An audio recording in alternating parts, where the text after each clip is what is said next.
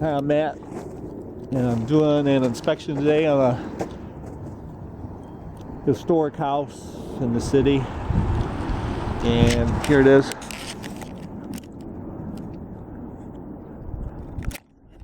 Just want to go over a couple things. Downspouts are missing. They were copper, so they were stolen. The gutters are copper too, but they didn't get those yet.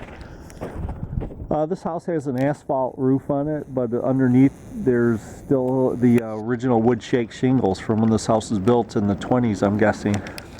And the roof is not in good shape. There's moss growing on there.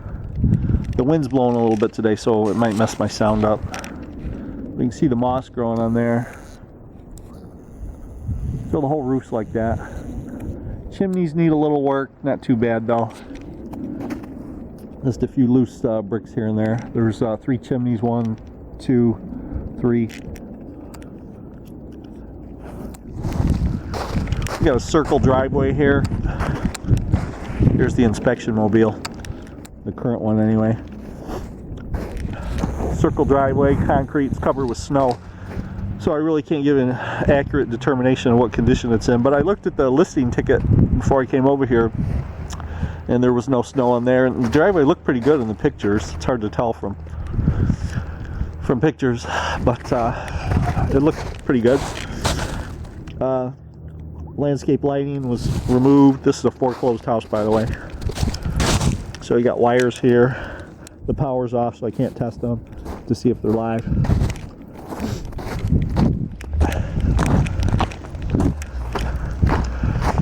Go over a couple things that I typically see wrong on one of these old buildings. I kind of specialize in these old historic homes because my dad had a contracting business, and I basically put myself through college working on these houses.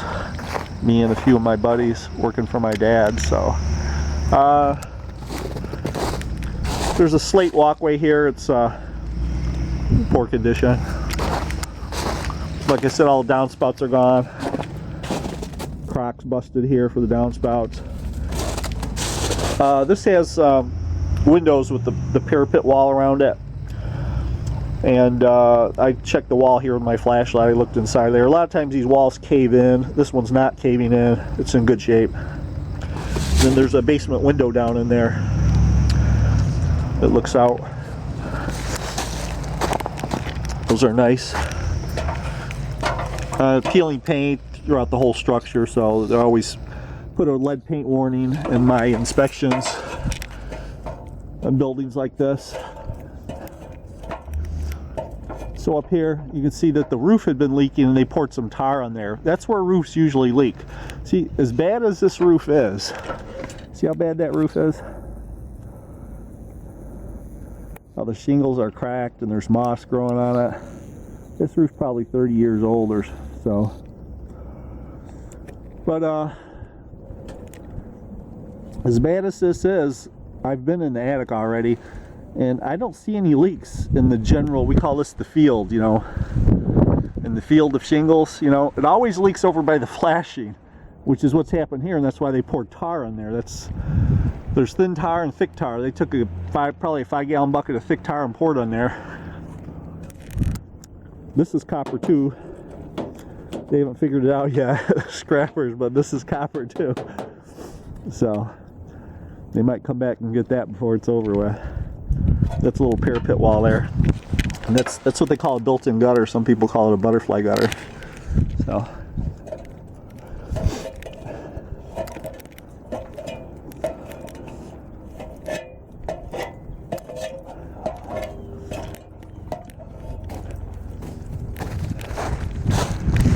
this house sits on a golf course.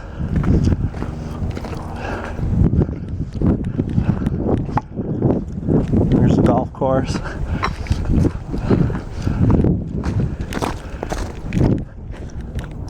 That wind's kicking up, so it's probably going to mess up my sound. There's nothing I can do about it. As big as nice as this house is, the location, this house is listed for $130,000. Let me get behind this tree where the wind can't hit me. So this house is listed for $130,000. I was told it's 4,000 square feet. I didn't measure it, but I believe it's about 4,000 square feet. So when I first get to a building like this, I estimate the rehab cost for my customers, and I do it two different ways. I do a square foot analysis, and then I do an itemized list. So it needs a roof. I mean, I'm going to call that 30 to 40 grand right there. It needs a boiler, you know, call that 20 grand. So I'm going to itemize it like that. But I also do square foot analysis. And just looking around here when I first got here, you know, a minor rehab might be 15 bucks a square foot to 25 bucks a square foot. A moderate to big one might be $50 a square foot. I'd put this one at about $50, $60 a square foot. So when you do the math on it, that's $240,000. So no wonder it's only listed for $130,000. So people see these houses and they think they're great deals. You know, not so much. That's why if you're thinking about tackling something like this, you need to get someone over there, an inspector, who will give you estimates like I will, because most guys won't do it. So anyway, so that's what it would cost to fix this up. That's why it's so cheap. $130,000 is probably too much. See these windowsills? I don't know how well it shows up in the video, but they're slanted back toward the window. They should be slanting away. And it wasn't built like that. It's settled like that. The weight of the brick and everything above, even though there's a metal lintel. No, wait, is there a metal lintel? I don't see a metal lintel over this window.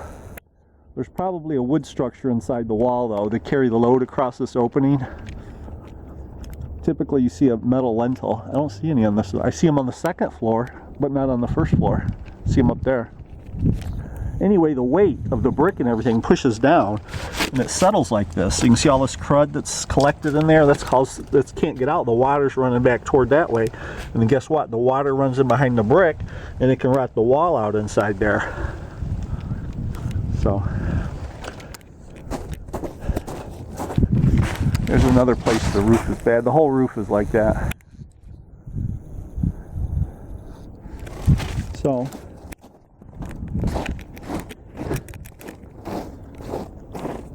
I'm already at 7.5 minutes, so I got to keep these videos fairly short. I'm gonna speed it up a little bit. These parapet walls here are not deep. They're only, you know, a foot deep, so they need a little bit of work.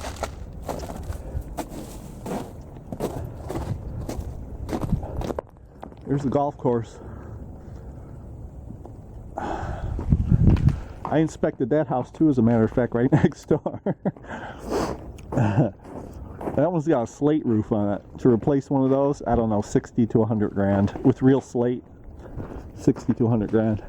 This tree's too close to the house. Here's another basement window with the parapet wall. This one's shallow. It's not as deep as the other one. The deeper they are, the more trouble you have with them. Side door. Security doors, those steel security doors.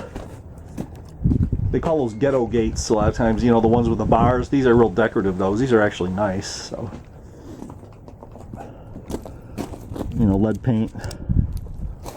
Or probably lead paint, I should say. You know, broken windows. The brick's in pretty good shape. Moss growing on this side. This electric's been updated. Not totally, but they did a lot to it.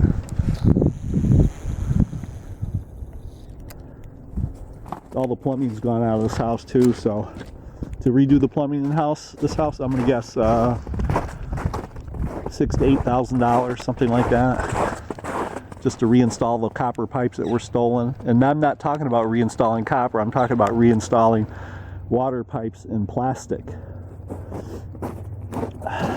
Copper would cost too much.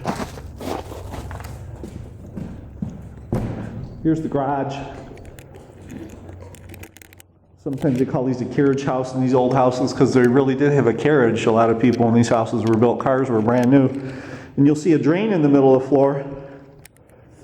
And there's always water in here. And we thought, well, that was to wash the models here or whatever. But I don't know. Somebody told me that it was to water the horses and, you know, hose it down in here. That's why you got water and a drain in the floor. It's heated, you know, because you keep your horses in here. There's even a toilet in here. There's some of the updated electric. That looks pretty good. So anyway, I'm back around to the front.